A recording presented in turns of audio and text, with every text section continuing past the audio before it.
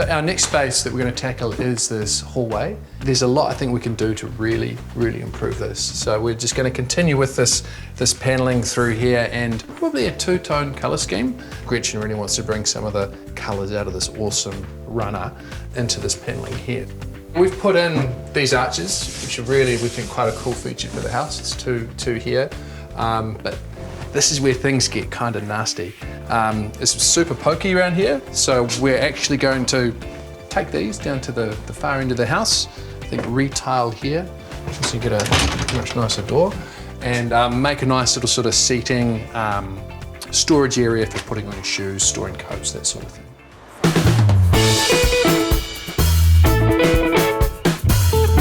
We've got a hallway and it's a little bit dark, kind of narrow. Are there any colours that we should be avoiding? Yeah, so you don't want to go too dark, because as soon as you're going darker, it does start to make the space feel that much smaller and start to concave on itself. So the key is keeping it light and bright, so then it's feeling light and open and it's a good passageway that way. Okay.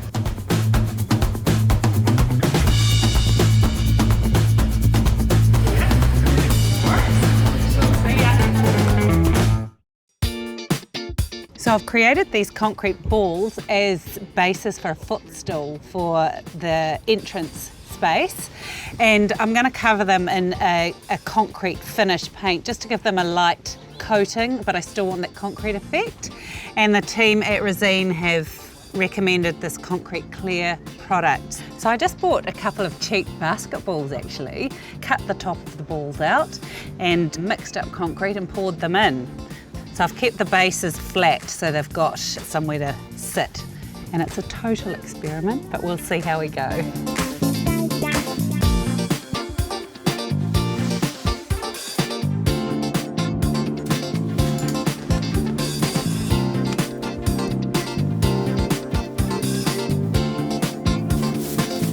Trying to keep things tidy.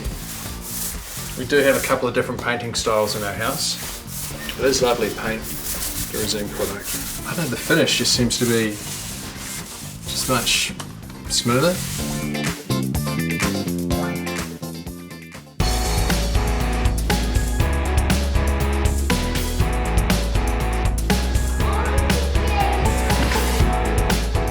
Up you get, Grandma. Close the door. All right.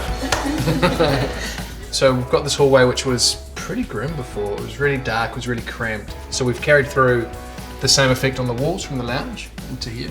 And it's also quite a narrow space, as you can probably tell. So we did toy with the idea of making these panels a bit darker, but we just thought we'll continue it on and keep it all quite light and neutral. This Canterbury clay ties in with the kind of cream of that rug.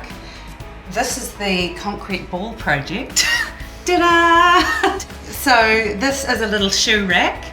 This is the part of the macrocarpa we had from the fireplace. Really happy with that actually. I think it's cool. I had my doubts before. When I have these ideas, he just humours me a lot of the time and thinks that they're not going to happen, but he doesn't realise I'm lying awake, figuring out how I'm going to make them happen. The pros probably take the doors off, but we didn't really have the time or the patience for that.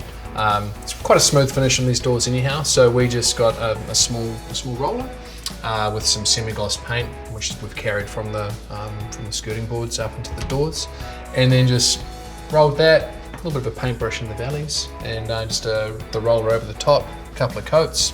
He gave me some tips because I took over from him yesterday. Yeah, how did this end up? Oh, it's all right, it's good. So he said start with the valleys and then any paint left over you kind of roll across. So it's actually really quick. Don't see too many drips. He's looking for imperfection. I'm looking for perfection. Oh, okay. Yeah.